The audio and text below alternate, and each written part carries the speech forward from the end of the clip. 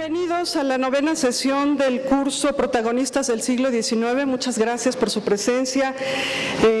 Como siempre, en nombre de la doctora Patricia Galeana, les doy la bienvenida. Ya se habrán dado cuenta que tenemos un cambio de conferencia, un cambio en el programa. Les explico. Don Paco Taibo tuvo otro compromiso de manera emergente. Él va a estar la próxima semana, entonces solamente fue un cambio de fecha. Afortunadamente, la doctora Graciela Márquez, quien estaba programada para la próxima semana, generosamente nos hizo favor de cambiar la fecha, de aceptar el cambio, y bueno, pues está con nosotros esta tarde para hablar sobre Matías Romero, así que nos adelantamos con don Matías. Muchas gracias, doctora, por aceptar este cambio. Bueno, les presento a la doctora Graciela Márquez. Es profesora investigadora del Centro de Estudios Históricos del Colegio de México, obtuvo su doctorado en Historia en la Universidad de Harvard y su tesis de doctorado fue distinguida con el premio Alexander Gerschenkron, otorgado por la Economic History Association de los Estados Unidos. La doctora Márquez se especializa en política comercial en México, historia fiscal de los siglos XIX y XX, así como en la historia comparada de América Latina. Ha sido editora de los libros México y España, Historias Económicas Paralelas y The Decline of Latin American Economies, Growth, Distribution and Crisis, publicados por el Fondo de Cultura Económica y Chicago University Press, respectivamente. Asimismo, ha colaborado con artículos y capítulos de libros en las áreas de su especialidad. Pertenece al Sistema Nacional de Investigadores y colabora como dictaminadora para las revistas El Trimestre Económico, Business History Review, Investigaciones en Historia Económica, Revista Española, también en la revista Secuencia e Historia Mexicana.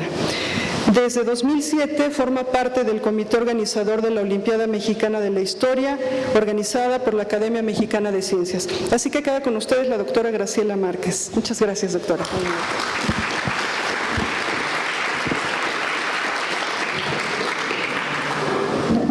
Buenas tardes. Yo sé que esperaban a Paco Ignacio, entonces voy a tratar de ser un poco amena, pero sin duda no lo seré tanto como Paco Ignacio, pero espero al menos mostrarles algo de interés sobre un personaje que realmente se conoce mucho y al mismo tiempo se conoce poco. Y digo esto porque nos encontramos el nombre de Matías Romero, como muchos de los personajes que acá han visto, en muchas calles, en muchas ciudades, en muchos lugares. El Instituto de Estudios Diplomáticos del país lleva el nombre de Matías Romero y sin embargo hay una faceta casi desconocida, no casi, desconocida de este personaje. Entonces, voy a centrar mi presentación en los aspectos generales de la vida de Romero, estos aspectos conocidos en su tarea diplomática, pero me voy a acercar también a esta parte del Matías Romero, secretario de Hacienda, la parte hacendística del personaje. Y al final de la charla voy a hablar de algo que puede parecer muy contemporáneo, pero que para bien o para mal ha acompañado la historia de este país, que es la reforma hacendaria. No voy a hablar del IVA o del impuesto al alimento de las mascotas, pero voy a hablar ciertamente de la reforma hacendaria de 1869. Entonces espero que continuemos hasta el final para ver estos temas recurrentes de la historia fiscal mexicana. Bueno, don Matías nace en la ciudad de Oaxaca en 1837 y pertenece a toda esta generación de jóvenes que nacen ya en el México independiente y que se van a ver envueltos en la vorágine de la historia nacional del siglo XIX.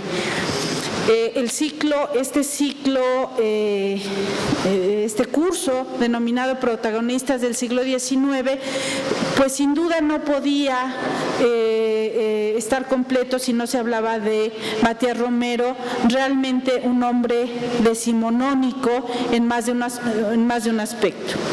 Le decía entonces Romero nace en Oaxaca y sin formar parte de la aristocracia oaxaqueña, sí podemos decir que Matías Romero forma parte de una familia con ciertos recursos. La familia tiene propiedades, vive de sus rentas, de las rentas de buena parte de estas propiedades, tanto agrícolas como urbanas, de tal suerte que le permite al joven Romero ir primero a estudiar al seminario y después incorporarse al famosísimo Instituto de Ciencias y Artes de Oaxaca.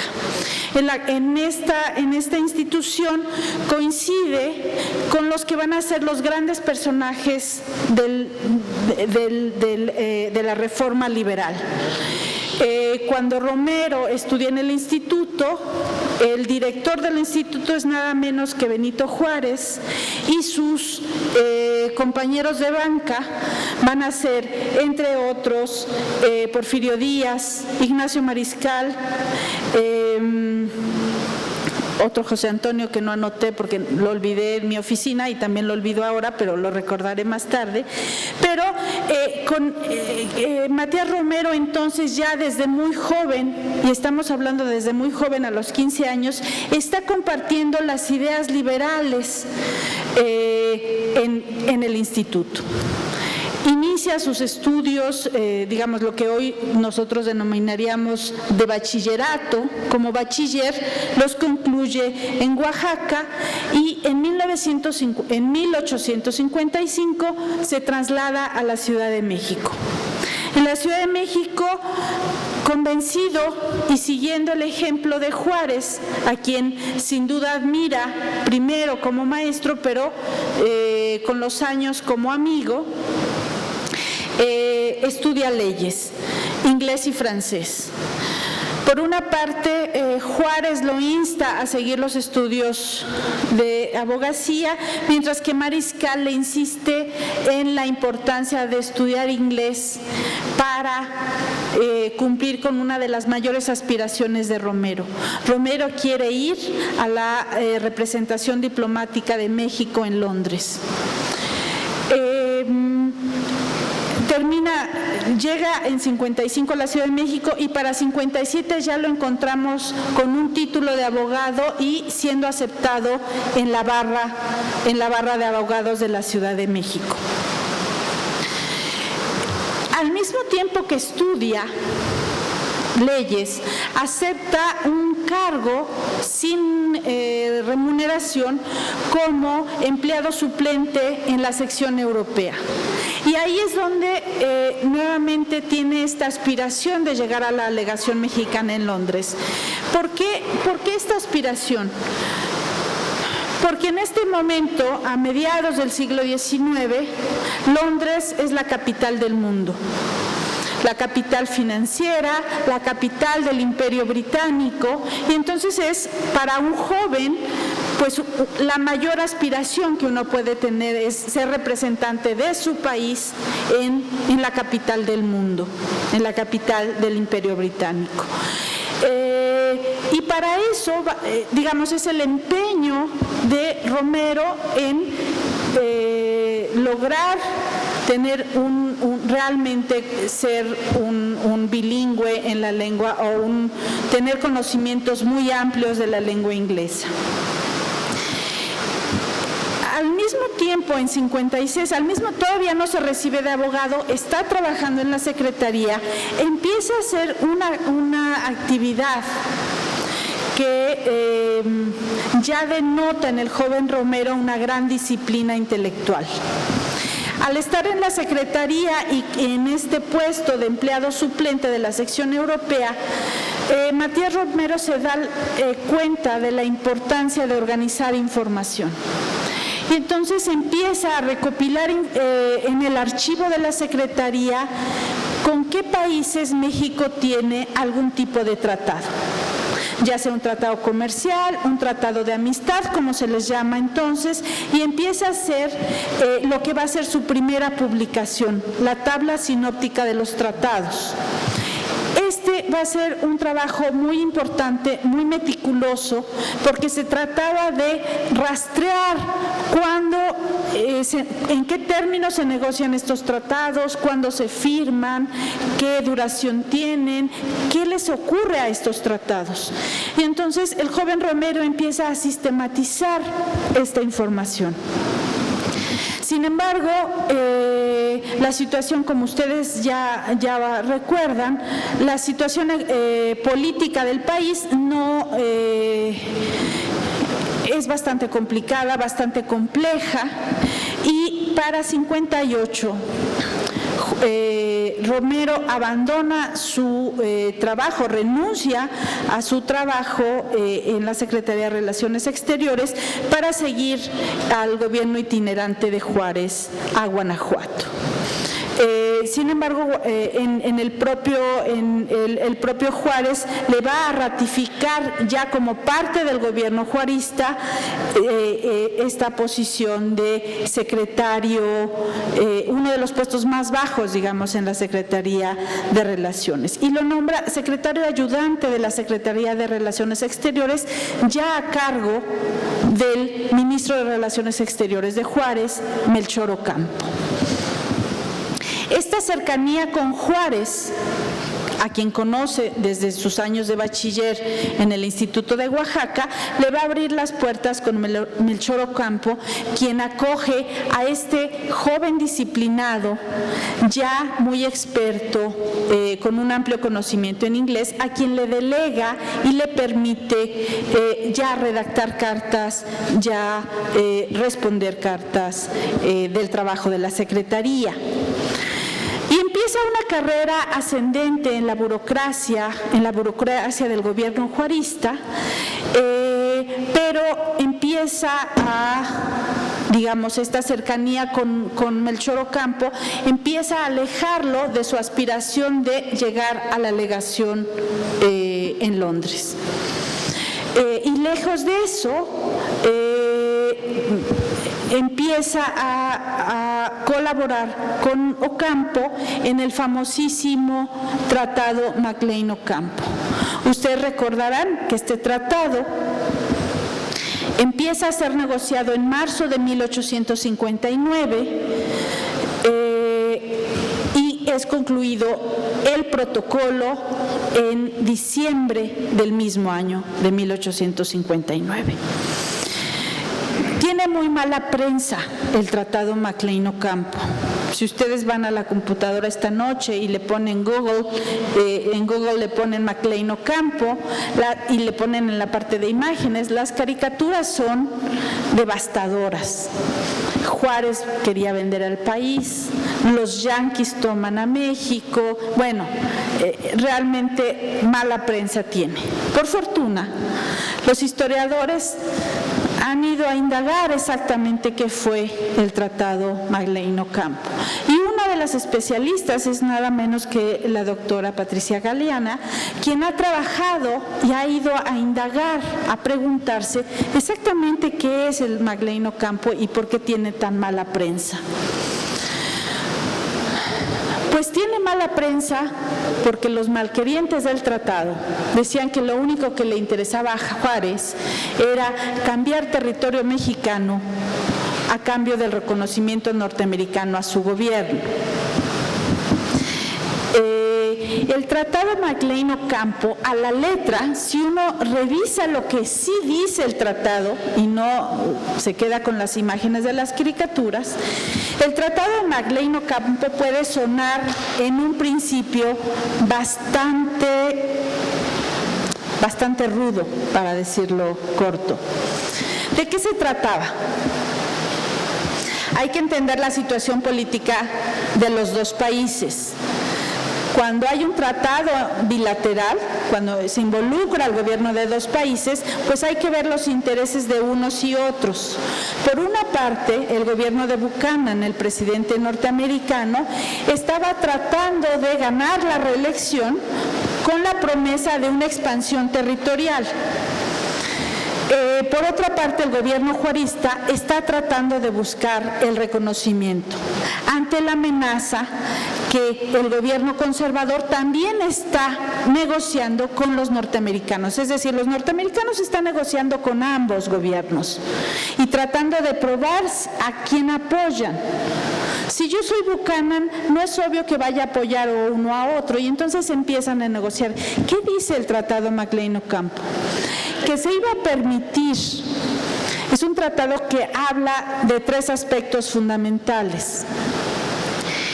Uno es garantizar a perpetuidad el tránsito por territorio mexicano de compañías, inversiones y sobre todo flujo de mercancías por territorio mexicano de manera exclusiva. Estamos a mitad del siglo XIX y los norteamericanos están tratando de competir con la presencia extranjera más fuerte en América Latina, y esta presencia es la presencia británica. Y entonces están tratando de conseguir una exclusividad de tránsito para conectar el comercio atlántico con el comercio pacífico. Ya está desarrollándose San Francisco, por ejemplo. Pero, ¿cuál es la ruta más fácil entre San Francisco y Nueva York? Antes de conectar por vías férreas, es por el Cabo de Hornos. Todavía no está en Panamá. Y entonces, un tránsito es un istmo, y este istmo es el istmo de Tehuantepec. Para poder conectar vía Nueva Orleans el comercio de San Francisco con Nueva Orleans y ahí con Nueva York, que es el centro comercial norteamericano. Entonces, el Tratado McLean-Ocampo va a tratar de garantizar este paso que además va por el istmo, pero también va a ir por donde va a ir una ruta comercial muy importante, que va a ser entre Mazatlán y Matamoros, y también entre Guaymas y El Paso. Entonces, la idea del tratado era: nosotros le damos reconocimiento al gobierno juarista y se nos garantiza a perpetuidad este tránsito. Esta misma negociación es la que van a hacer posteriormente los norteamericanos con Panamá, justamente, que ahí no lo hicieron a perpetuidad, sino a 99 años. Y es por eso que hoy la soberanía del canal la tiene el gobierno panameño. Es mal llamado tratado porque no es un tratado, es un protocolo de tratado. Un tratado es hasta que ambas partes lo reconocen. Del lado de México lo va a reconocer Ocampo, aquel con quien está trabajando Romero. No me he olvidado de Romero, allá regreso. Del lado mexicano, les decía, lo firma Ocampo. Del lado norteamericano, aunque lo negocia McLean, requiere por mandato de la Constitución norteamericana que sea ratificado por el Senado norteamericano. El Senado norteamericano va a rechazar a principios de la década de los 60 el tratado, el protocolo, y lo rechaza porque además el tratado traía una cláusula de libre comercio. Se trataba de hacer libre la entrada y salida de mercancías entre Estados Unidos y México. Y básicamente no se rechaza, no porque los norteamericanos no estén interesados en adquirir este paso a perpetuidad, sino porque hay una pelea muy importante entre proteccionistas y librecambistas al seno del Senado norteamericano. Y es esta disputa entre proteccionistas y librecambistas donde dominan los proteccionistas que es derrotado el protocolo del tratado y el tratado nunca entra en efecto. En ese sentido, podría decirse que a pesar de lo que la mala prensa del tratado dice de las pésimas condiciones que implicaba para México, nunca se pone en efecto, pero el gobierno juarista logra el reconocimiento norteamericano como el gobierno legítimo del Estado mexicano. esto le toca vivir a Romero, primero como secretario de Ocampo en Veracruz, donde está situado el gobierno juarista, y después, cuando en diciembre de 59 es nombrado secretario de la delegación mexicana en Washington, donde va a trabajar muy de cerca con José María Mata, otro de los negociadores del Tratado McLean-Ocampo. Como secretario de la legación, Romero rápidamente trata de acercarse al Senado y trata de que el Senado apruebe el McLean-Ocampo, y está en la agenda del joven Romero. Una vez rechazado, la otra gran tarea es consolidar ese reconocimiento del gobierno norteamericano al gobierno juarista, al gobierno liberal, pero además entablar relaciones más cercanas con el secretario de Estado norteamericano, William Seward. En agosto de 1860, José María Mata regresa a México y queda como encargado de negocios el joven Romero. Y sigo diciendo el joven Romero porque Romero había nacido en el 37. Para entonces, Romero tiene 32 años. Entonces, realmente estamos ya ante un treintañero que es encargado de los negocios del país en una situación política del país durante la Guerra de Reforma. Entonces, se le nombra secretario permanente, ya no interino, de la legación en 62, pero ante la invasión del ejército francés, Romero decide renunciar a este puesto y regresar y luchar, como él escribe al propio Manuel Doblado, como un soldado raso. Llega a territorio mexicano y Juárez lo nombra coronel para que con este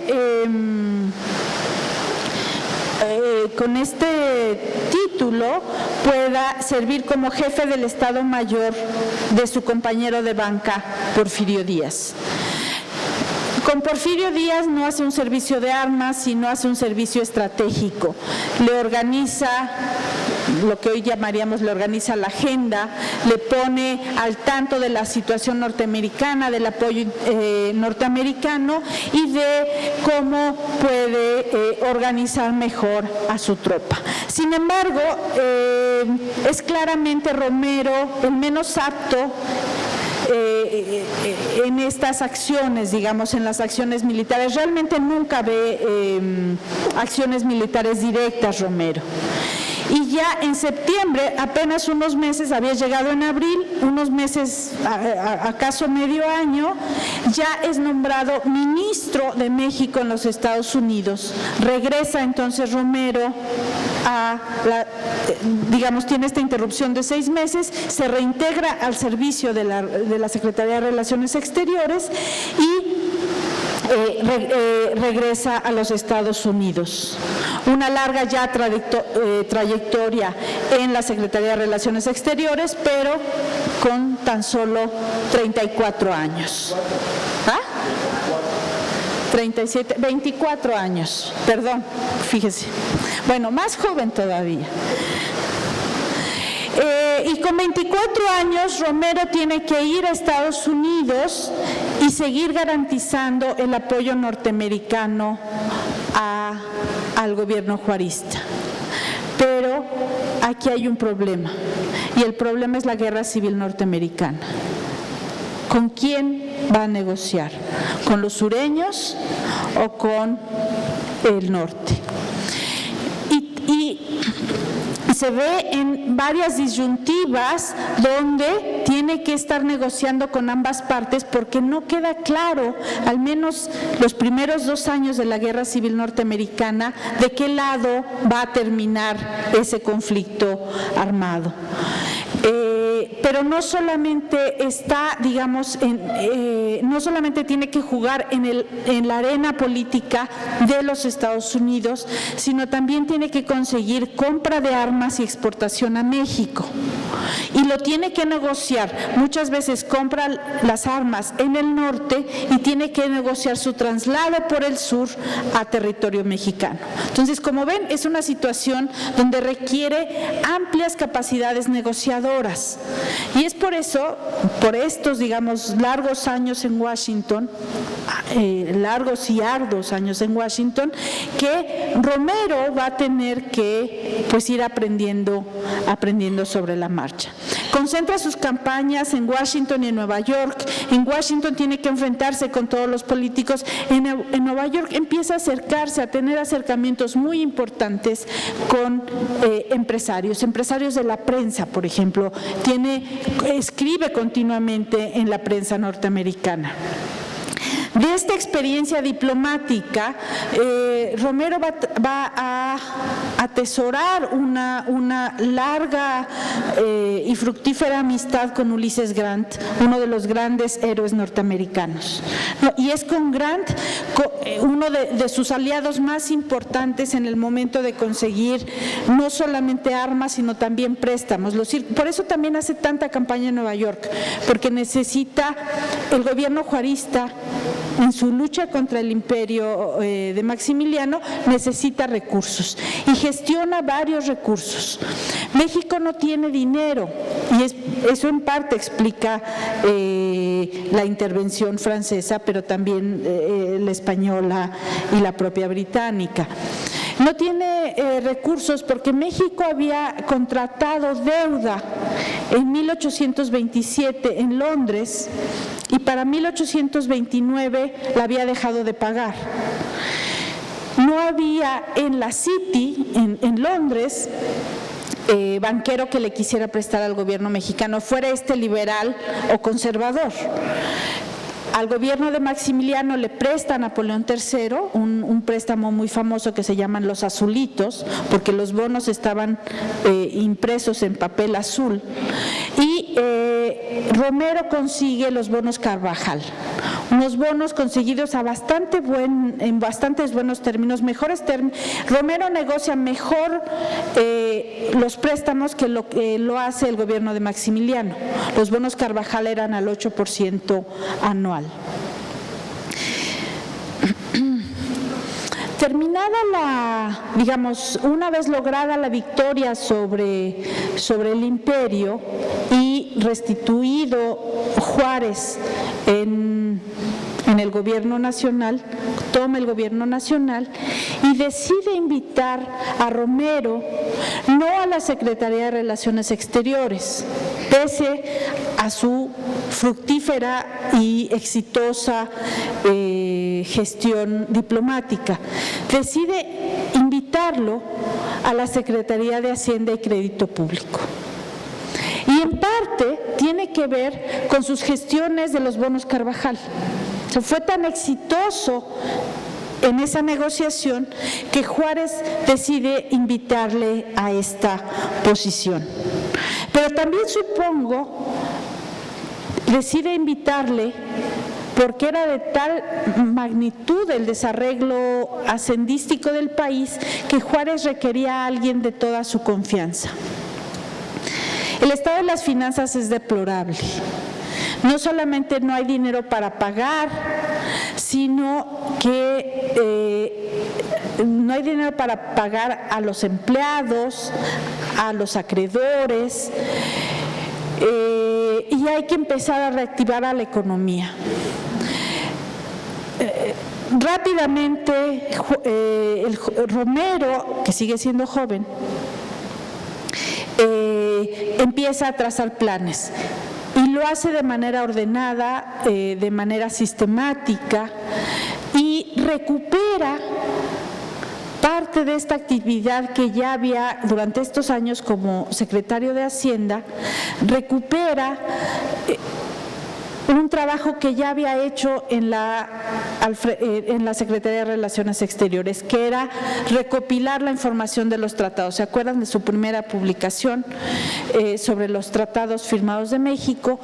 Pues empieza a recopilar información, presenta al Congreso su primera memoria en 68-69 y 69-70, pero Romero empieza a trabajar de manera muy importante y publica probablemente el documento hacendístico más importante en la historia del país, y no estoy exagerando. Es la Memoria de Hacienda de 1870. Es un documento que Romero empieza a estudiar de manera sistemática la hacienda pública mexicana de 1821 a 1870. Una reproducción facsimilar de la memoria es esta. Y aquí nosotros tenemos, se está desbaratando, la editaron en 1970, pero acá nosotros tenemos la historia hacendística del país. Por primera vez se sabe exactamente cuánto se debe, cuánto se pidió prestado, a quién se le pagó, quién cobraba, quién no cobraba. Estamos hablando de un documento, este es facsimilar, entonces es exactamente como originalmente se publica. Estamos hablando de un documento de más de 1000 páginas en 1870, es decir, en medio de la penumbra, así como escribe su cuadro sinóptico de los tratados, en medio de la turbulencia política de los años 50, a fines de los años 60, también tiene la tranquilidad y la disciplina mental para decir, necesito primero saber de qué se trata este puesto. Y les digo, publica esta memoria que tiene, al menos numeradas, 1070 páginas, ¿no? Y aquí nosotros entonces encontramos no se ha vuelto a publicar, por supuesto, algo de esta naturaleza, ni con computadoras. Tenemos entonces un estudio detallado, preciso, de cuáles son los problemas de la hacienda pública. ¿Para qué necesita Romero esta memoria? Pues la necesita para hacer política económica. A eso vamos a regresar después, porque de aquí, con este diagnóstico, entonces formula una reforma fiscal. No la hace sobre las rodillas. No dice que en enero ya para marzo tendrá uno. No, escribe primero la memoria de 70 y a partir de este diagnóstico es que va a formular su reforma hacendaria. Pero voy a terminar, digamos, el trayecto vital de Romero y regresaré a la reforma hacendaria más tarde. En 72, agotado, Romero tiene muy mala salud. Tenía toda suerte de males y consultaba toda suerte de doctores. Uno en su archivo encuentra notas y notas de toda suerte de ungüentos que se ponía, tenía jaquecas, sufría debilidad, detestaba viajar en barco, etcétera. Y muy minada su salud, renuncia en mayo de 72. No le toca la reorganización del gobierno de Juárez y, por supuesto, la muerte de este. Ya para entonces le toca la muerte de Juárez estando en Chiapas. Romero cree que si se aleja de la vida urbana, su salud va a mejorar. Pero digamos, esta capacidad que tiene Romero para emprender nuevas actividades le hace llegar a Chiapas. Y en Chiapas se convierte en cafeticultor. Se dedica al cultivo del café, para lo cual escribe un libro. O sea, Romero es un hombre de letras. Entonces escribe un tratado sobre el cultivo del café en México, las variedades, lo que se necesita, pero así como no fue buen soldado, tampoco va a ser buen agricultor. tiene unos problemas tremendos de límites con el gobierno guatemalteco, porque sus terrenos del Soconusco colindan con Guatemala y tiene ahí unos diferendos, y al cabo de 2 años abandona su empresa, pero se la deja encargado a su hermano José, a quien le va a ir dejando encargados todas esas empresas que no le salen o no lo deja encargado. Regresa a la Ciudad de México, se dedica a la abogacía un tiempo. Y en 77, su otro gran conocido, el otro gran oaxaqueño, pues lo invita nuevamente a la cartera de Hacienda, Porfirio Díaz.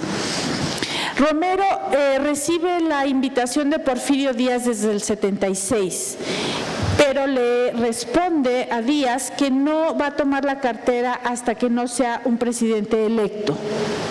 En tanto no sea un presidente electo, no va a aceptar la cartera. Y una vez pasadas las elecciones, y la primera elección de Díaz, es que toma la cartera. Retoma la cartera, continúa con la reorganización, impulsa inversiones norteamericanas en ferrocarriles.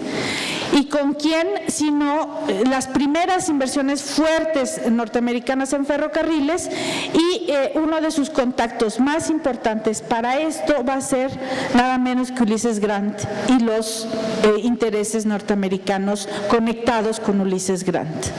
En 79 vuelve a renunciar a Hacienda, nuevamente aduciendo problemas de salud. Parece que estos sí eran ciertos, no como los que nos cuentan de problemas personales. Parece que sí estaba enfermito. Y en 81 lo volvemos a encontrar en Washington. Entonces tenemos combinadas a partir del 72 estas dos facetas, a partir del 80, entre secretario de Hacienda y diplomático. En 1883, con la experiencia del McLean Ocampo, firma nuevamente un protocolo de tratado entre México y Estados Unidos. Romero sabía que en el 81 expiraba el tratado de amistad que había firmado los Estados Unidos con México, y que habían firmado al inicio de la independencia, y entonces quiere hacer un tratado de reciprocidad. Tratado de reciprocidad que de lo que se trataba era básicamente incentivar el comercio entre los dos países. Romero es un liberal económico, él cree en el libre comercio. Y él dice, nosotros tenemos que bajar los aranceles del comercio de estas dos economías complementarias. Nosotros vendemos materias primas y ellos nos venden manufacturas. Bajemos los aranceles tanto de las manufacturas como de la materia prima. El tratado es firmado por el lado mexicano, por Mejía y por Romero, y por el lado norteamericano por Ulises Grant. El tratado nuevamente se atora en el Senado norteamericano y en 86 se desecha por completo, nuevamente por los intereses proteccionistas en el país vecino. Para 89, y siendo ya,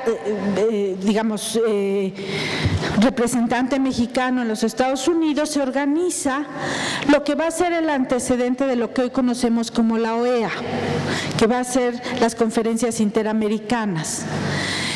Se organiza la primera conferencia interamericana y ahí Romero se convierte en el líder de los representantes diplomáticos latinoamericanos frente a los diplomáticos norteamericanos.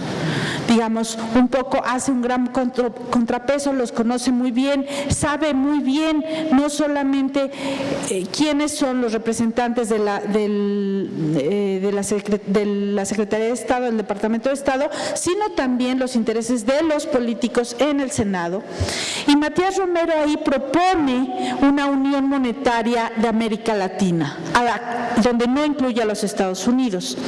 Estados Unidos está debatiendo si entrar o no al patrón oro, mientras que los países latinoamericanos están en patrón plata. México es uno de los principales productores de plata y Romero sabe de la importancia de la utilización de la plata como moneda y propone esta unión monetaria, para lo cual se hacen varias conferencias y está, digamos, en discusión al menos por un lustro. También propone la estandarización de la legislación aduanera. Esto quiere decir que si nosotros le llamábamos manta de 32 hilos en pie y en trama en 1 centímetro cuadrado, esa misma tela pudiera ser clasificada en Argentina o en Bolivia o en Chile, y eso facilitaba, el simple estandarización de la tarifa arancelaria facilitaba el comercio. A Romero, en distintas instancias lo vamos a encontrar tratando de facilitar el comercio. Sin embargo, muchos de estos avances que se logran en la primera conferencia interamericana se van a ver detenidos por primero senador y luego presidente de los Estados Unidos, William McKinley, que va a poner un arancel, uno de los aranceles más proteccionistas en la historia norteamericana. Para 92 nos encontramos nuevamente a Romero en México y nuevamente en la cartera de Hacienda. ¿Cuántas veces lleva en Hacienda Romero? 3. No ha habido ningún político mexicano que ocupe 3 veces la Secretaría de Hacienda. En 3 distintos periodos presidenciales, 2 con Díaz y 1 con Juárez. Limantur la ocupa más tiempo. En el siglo XX la ocupa más tiempo Suárez o Ortiz Mena, pero nunca 3 veces en 3 momentos distintos. República restaurada, el primer porfiriato y la consolidación porfirista de los 90. Entonces realmente se tenía que tener muchas habilidades para poder desempeñar esta cartera tan importante durante 3 ocasiones distintas. Llega en un momento donde la crisis internacional, una crisis, hagan de cuenta la crisis del tequila, la del 95, pero en Argentina. Es la crisis Baring, donde quiebran las casas comerciales en Argentina, eso le pega a Londres y eso le pega al mundo todo. Esa crisis es una crisis de contagio, le pega a México. Y le pega a México porque México, ¿se acuerdan que no había pagado su deuda? En 1889 el ministro Dublán logra la reconversión de la deuda, logra pagar de nuevo y conseguir nuevos préstamos. México está recién pidiendo nuevos préstamos cuando golpea una crisis internacional muy fuerte. Y esa crisis toma además a la Secretaría de Hacienda en un momento muy crítico. Dublán, el ministro de Porfirio Díaz de su segunda y tercera administración, muere en 91, lo sucede Benito Gómez Farías, que todas las crónicas de la época pues lo tachan por lo menos de inepto. Y así lo escriben los diarios. A lo mejor también tenía mala prensa, pero en cualquier caso, rápidamente Díaz se da cuenta que no puede dejar en manos de Gómez Farías la cartera más importante de su gobierno y llama a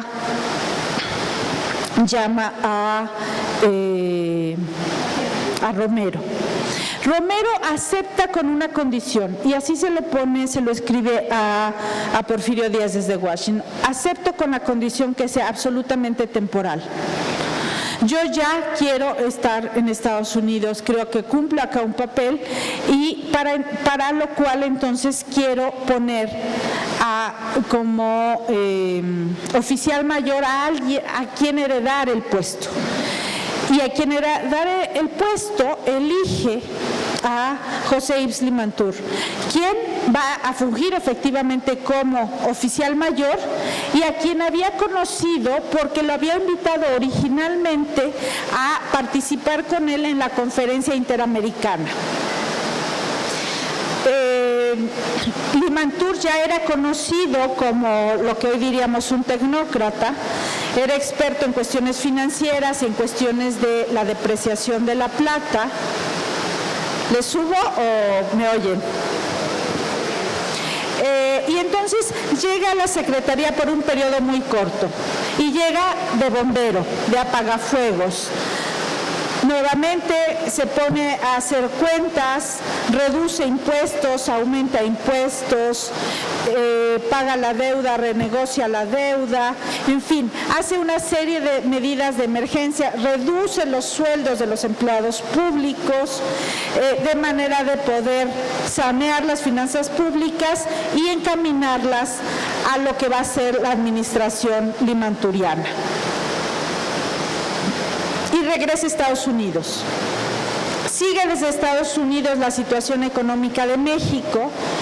Publica, ahí sí, durante fines de los 80 y todos los 90, extensamente sobre la relación México-Estados Unidos, recopila todo lo que fue el Tratado de Reciprocidad de 83, que no se firma, pero él dice, estos documentos son muy importantes y tengo que reorganizarlos. Escribe un libro sobre la depreciación de la plata, publica las conferencias y básicamente es un gran cabildero del gobierno mexicano en Washington.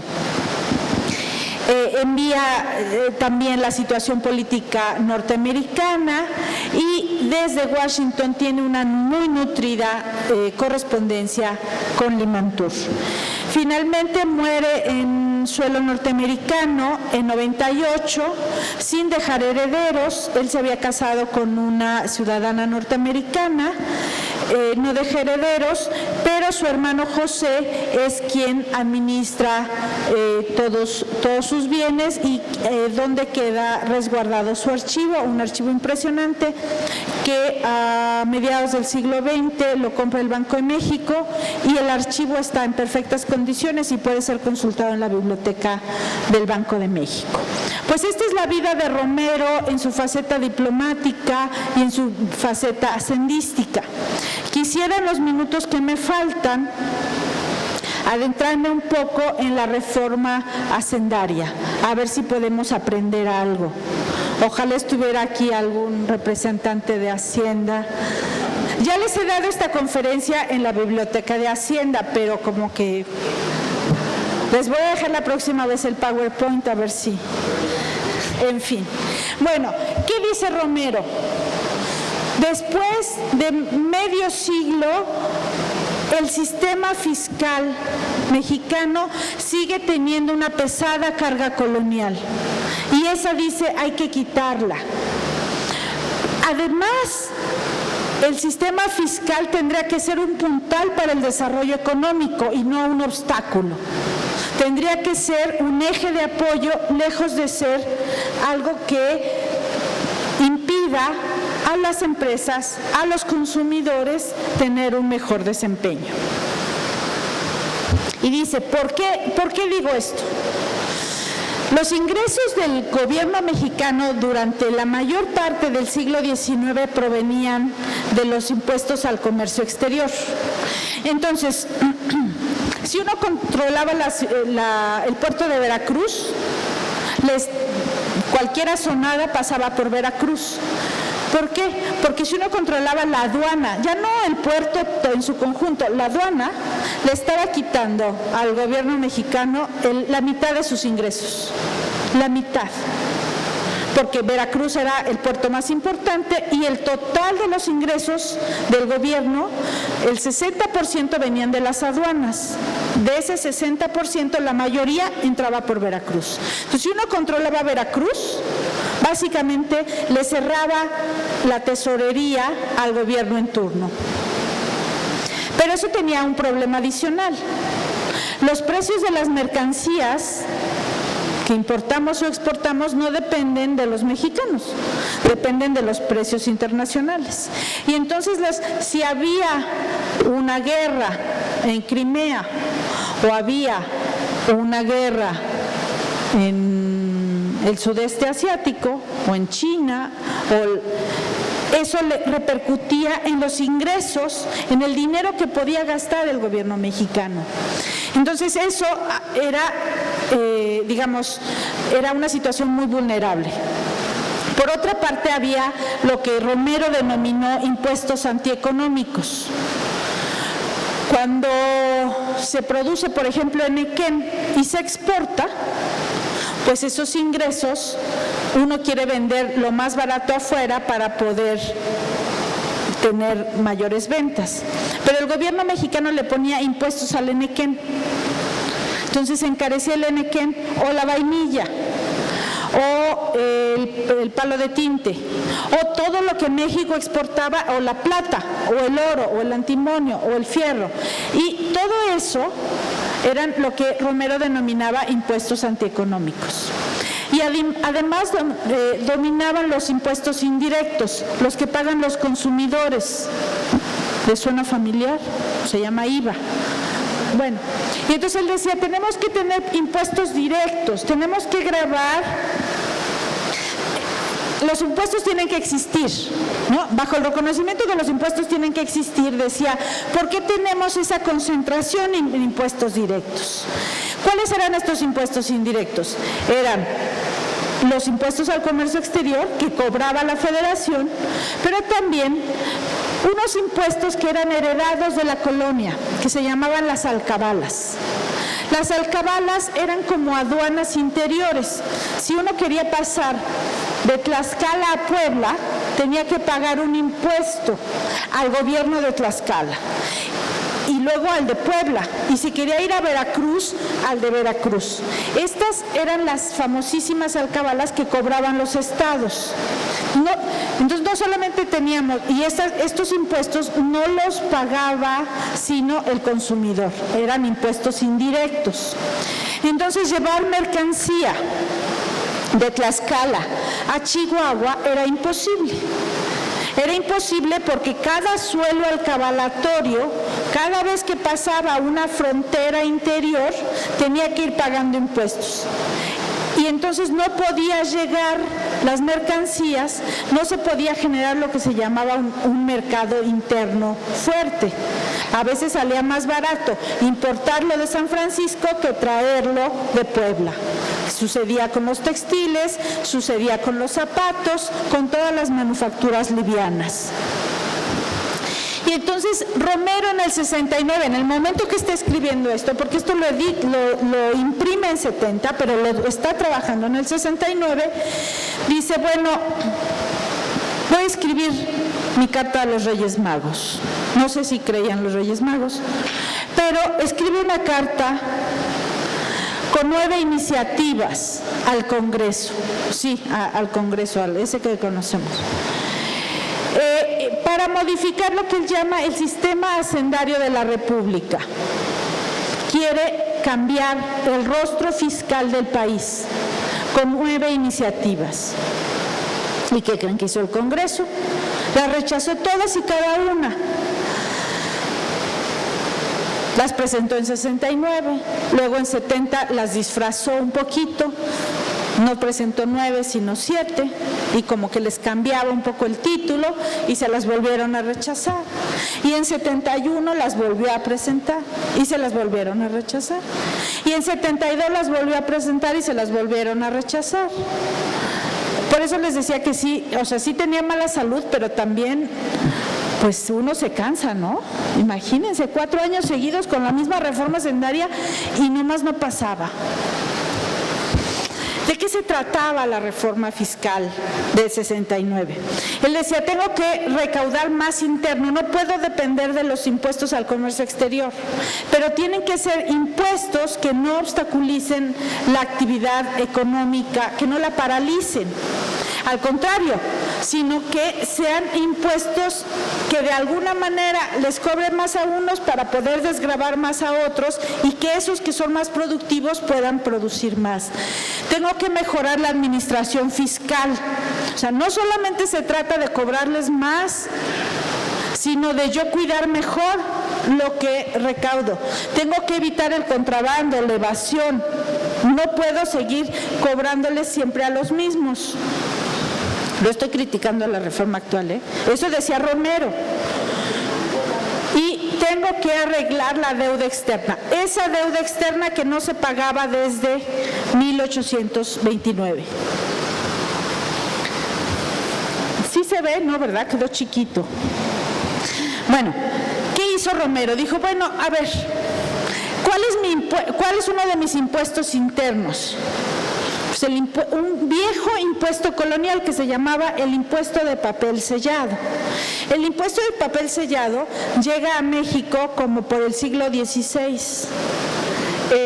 Y era un papel que traía aquí el sello de Yo el Rey, Felipe II, y ese papel se compraba.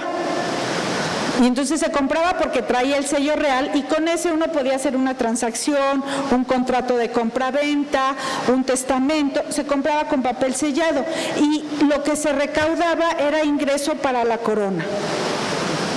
El impuesto de papel sellado siguió existiendo, ya no decía Yo el Rey, decía el gobierno de la República.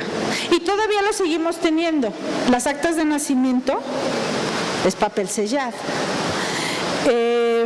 Y entonces él dice, bueno, voy a transformar el papel sellado y le voy a llamar, primero ya no voy a poner papel sellado porque recuerda a Yo el Rey, le voy a poner el impuesto del timbre.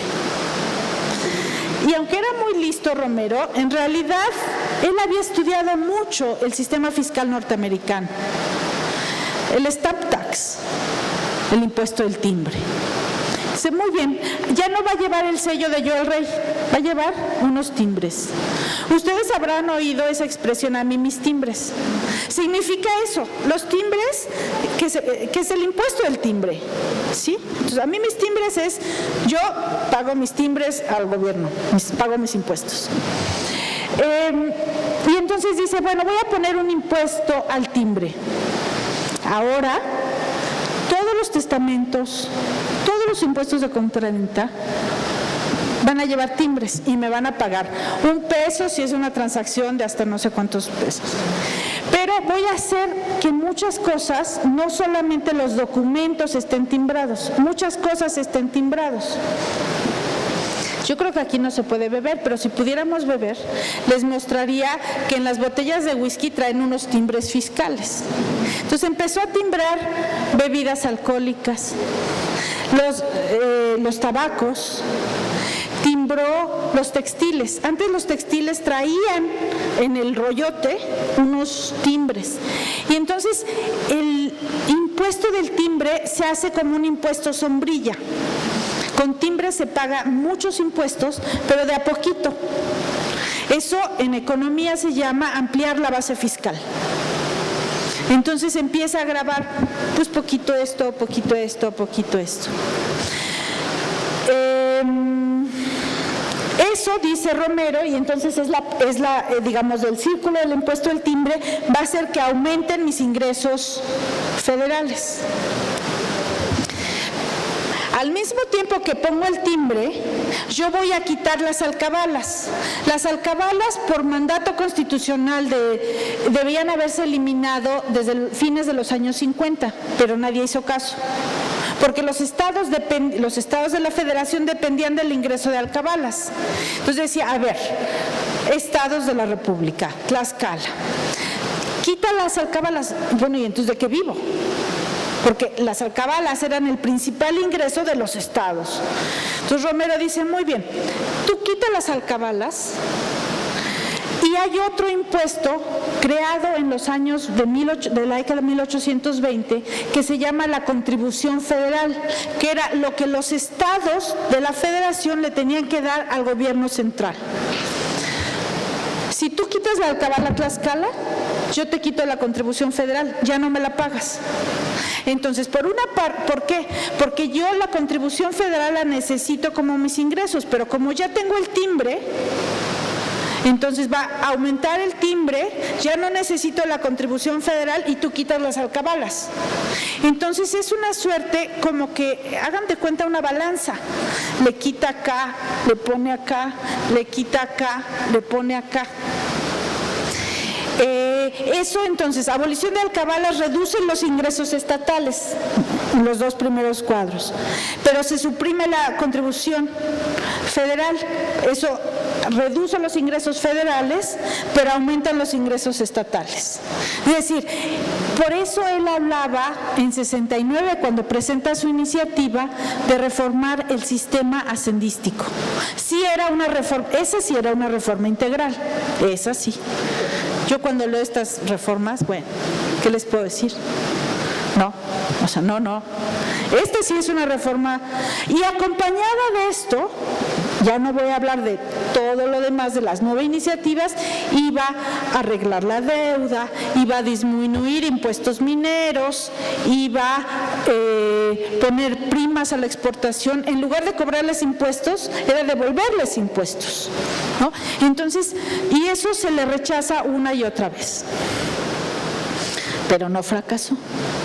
Fracasó en el corto plazo.